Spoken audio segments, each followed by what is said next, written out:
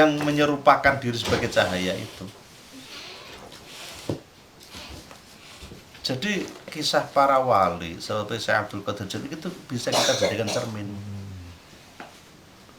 Tapi orang panah itu bisa sampai 1 hari, 2 hari. Bisa.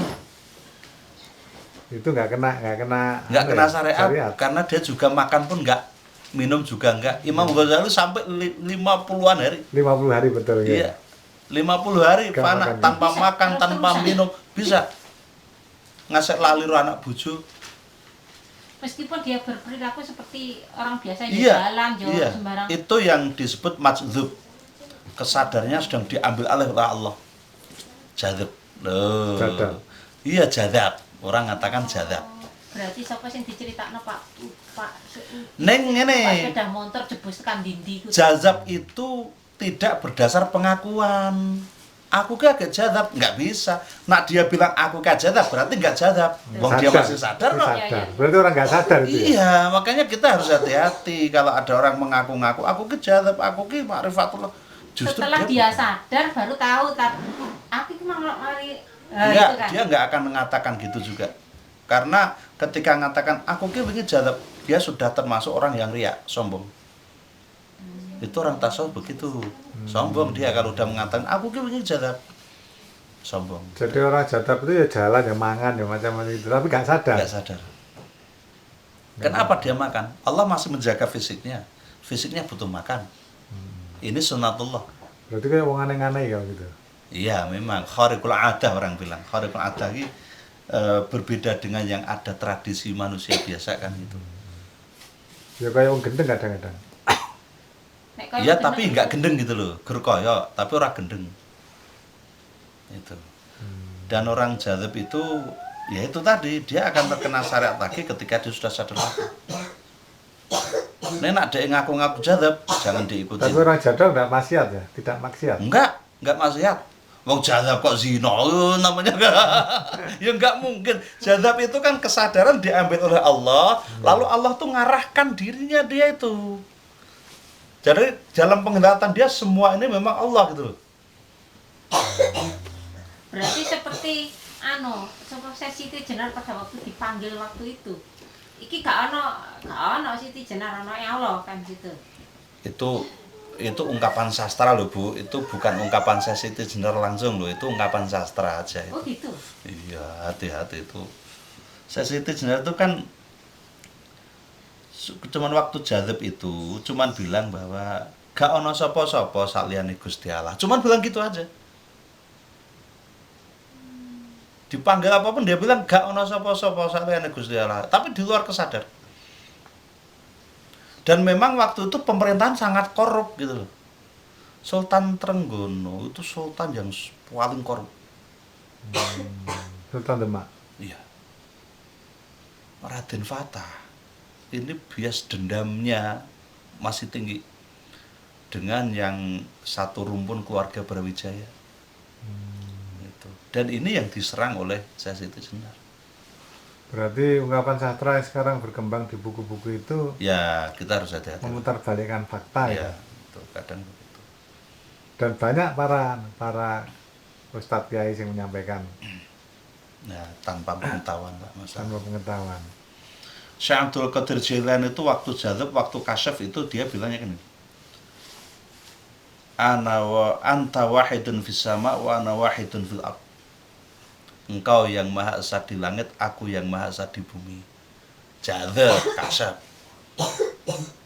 Waktu dia sadar, dia nggak sadar lagi bahwa dia pernah ngucapin kata itu. Muridnya, Muridnya jangan yang ya Syekh tadi jenengan bilang gini.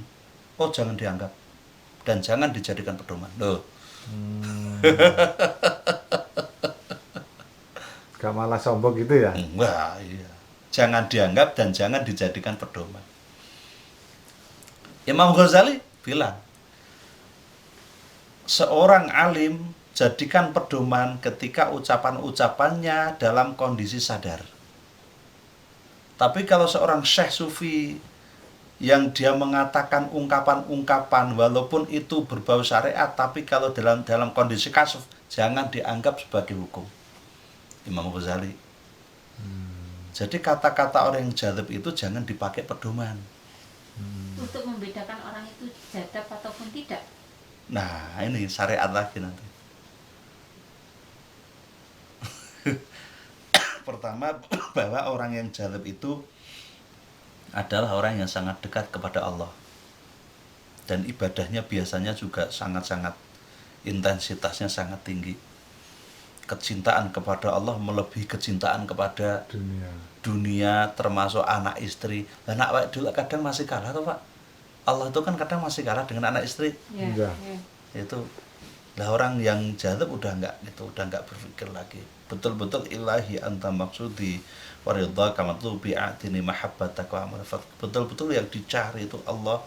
Ilahi anta maksudi, hanya engkau ya Allah yang aku maksudkan. Waridha kama tu bidan, hanya ridha kamu yang aku cari. A'tini mahabbatak, udah karuniakan kecintaanmu padaku. Kosok baline aku akan mencintaimu sepenuhnya. Lah wis ngene iki kan ya gak iso diukur pakai nalar. Wa ma'rifatak, dan karuniakan ma'rifatmu kepadaku. Ma'rifat. Nalar gak iso mikir. Ukurannya bukan lagi faktor-faktor dunia kalau udah orang kayak gitu itu. Sehingga syariat pun tidak bisa menjadi ukuran bagi dia. Sebaliknya ungkapan-ungkapan syariat dia jangan dijadikan pedoman hukum. Maka seorang fuqaha itu adalah dia mutasawwif, tapi ungkapan yang dianggap sebagai ungkapan fikih adalah terjadi ketika dia tidak sedang dalam kondisi kasyaf. Tapi semua imam mazhab semuanya seorang sufi. Imam Hanafi, Imam Hambali, kemudian Imam Malik, Imam Syafi'i, semuanya orang sufi semua. Nggak ada yang nggak sufi. Tapi syariatnya masih kuat itu. Syariatnya kuat. Contoh, Imam Hambali itu kan dikenal sebagai imamnya orang Wahabi. Tapi dia punya satu kitab yang dia buat, dan kitabnya sahih, kitab Az-Zuhud. Tentang tasawuf. Kitab Az-Zuhud. Zuhud itu kan kesederhanaan di hadapan Allah. Ya. Dia jelasin di situ makomat zuhud itu kayak apa, harus dilakukan seperti apa, dan dia juga jelasin tentang kasus-kasus. Kemudian imam yang dianggap imamnya para teman-teman salafi, contohnya Ibnu Taimiyah. Ibnu Taimiyah dalam kitab Majmu' mengakui dirinya pernah kasaf, dan dia tidak mengharamkan tasawuf. Yang diharamkan dia adalah tasawuf yang makhlul, dalam tasawuf yang sesat, tasawuf yang syirik, tasawuf yang hanya ma'rifat tok tanpa syariat, itu yang diharamkan Ibnu Taimiyah.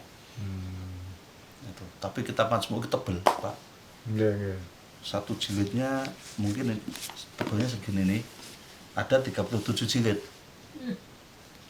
Nah, makanya kadang teman-teman salaf itu lek maca gur sing jilid-jilid awal tok sing nggon syariat-syariat tok, lah sing buri-buri ketika Ibnu Taimiyah mengaku tentang tasawuf dan kasus nggak pernah dibaca. Imam Ibnu Qayyim Al-Jauzi itu punya kitab namanya Madarijus Salikin.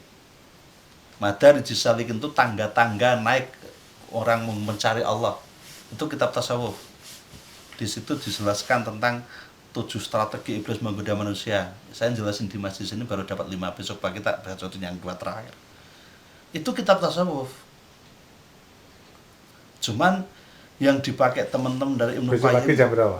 Dalam Besok pagi jam berapa? kuliah subuh. Oh, kuliah subuh. Iya, kuliah subuh. Yang dipakai teman-teman dari Ibnu Qayyim Al-Jauzi itu hanya kitab Ar-Ruh misalnya.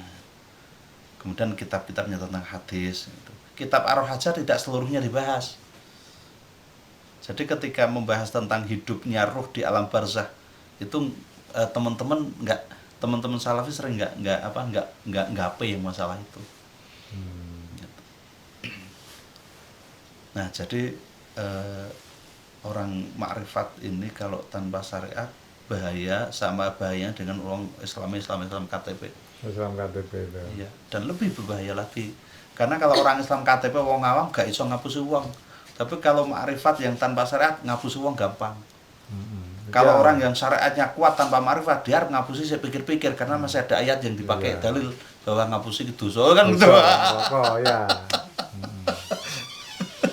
Tapi lek makrifat enggak ada, ayatnya enggak berlaku itu. Nah, makanya begitu makrifat dengan syariat, ketika dia tuh hatinya menghampiri Allah, badannya itu dihampiri syariat, maka hukum-hukum badani ini dengan syariat gitu loh.